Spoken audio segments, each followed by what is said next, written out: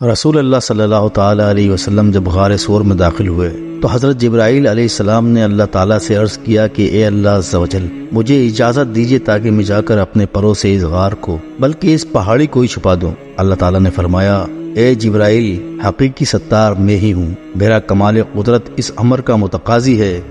کہ میں اپنے کمزور ترین مخلوق کے ذریعے مکر و فریب کو دور کر دوں۔ اور پھر ایک کمزور مکڑی کو مقرر کیا اور اسے اس غار میں رسول اللہ صلی اللہ علیہ وسلم کی حفاظت کے لیے بھیجا۔ جب مکڑی کو حکم خداوندی پہنچا تو اس مکڑی نے اسی وقت سجدہ شکر ادا کیا۔ اللہ تعالیٰ نے اس مکڑی کو حکم دیا کہ غار کے اندر جا کر پردہ تان دے اور مکھی پر قناعت کر، لیکن ہمت بلند رکھنا، ہم ایک روز خوف قرب کے سمراہ کو تیرے جال میں لائیں گے۔ وہ خوش نصیب مکڑی اس امید پر 700 سال اس غار کے منہ پر بیٹھی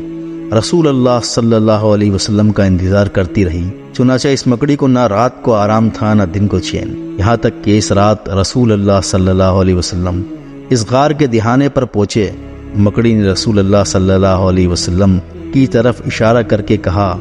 مجھ کمزور کو آپ صلی اللہ علیہ وسلم کے دیدار کا وعدہ دیا گیا ہے، یا سیدی یا رسول اللہ صلی اللہ علیہ وسلم، تشریف لائیے تاکہ آپ صلی اللہ علیہ وسلم کی زیارت سے اپنی آنکھیں ٹھنڈی کروں۔ رسول اللہ صلی اللہ علیہ وسلم جب غار کے اندر تشریف لے گئے، مکڑی نے جالا بننا شروع کر دیا اور عجز آمیز لعاب پھیلانا شروع کر دیا۔ رسول اللہ صلی اللہ علیہ وسلم نے حضرت سیدنا ابو بکر صدیق رضی اللہ تعالی عنہ سے فرمایا، اے ابو بکر، ایک مدت سے میں اس فکر میں تھا کہ میری امت اس باریک پل صراط سے کیسے گزرے گی۔ اب عالم غیب کے خبر کنندگان نے مجھے یوں اطلاع دی ہے کہ جس طرح اس پردہ دار کو ایک باریک تار پر محفوظ رکھتے ہیں، تیرے دوستوں کو اسی طرح اس پل صراط سے محفوظ رکھیں گے۔ کن تو کہا گیا تھا بڑی مدتوں کے بعد، یہ عشق اس کمال سے پہلے کی چیز ہے۔ سرکار ہوں تو غار کے منہ پر تنا ہوا مکڑی کا ایک جالا بھی لوہے کی چیز ہے۔ جب مکڑی نے اپنا جالا تن دیا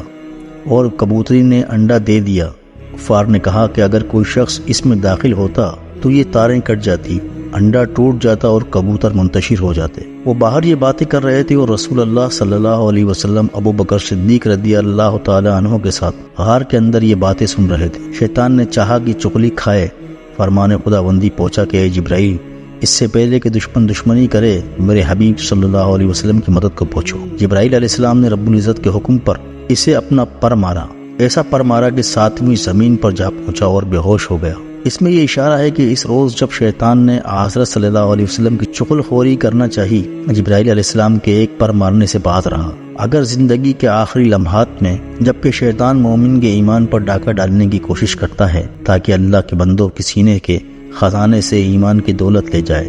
اور خدا تعالیٰ کی نظر عنایت اسے ہم سے دور کر دے بلکہ اسفل السافلین میں پھینک دے اور بندے کے مرتبے کو اعلیٰ علیمین تک پہنچا دے، تو اس کے کرم اور بندہ نوازی سے بعید نہیں۔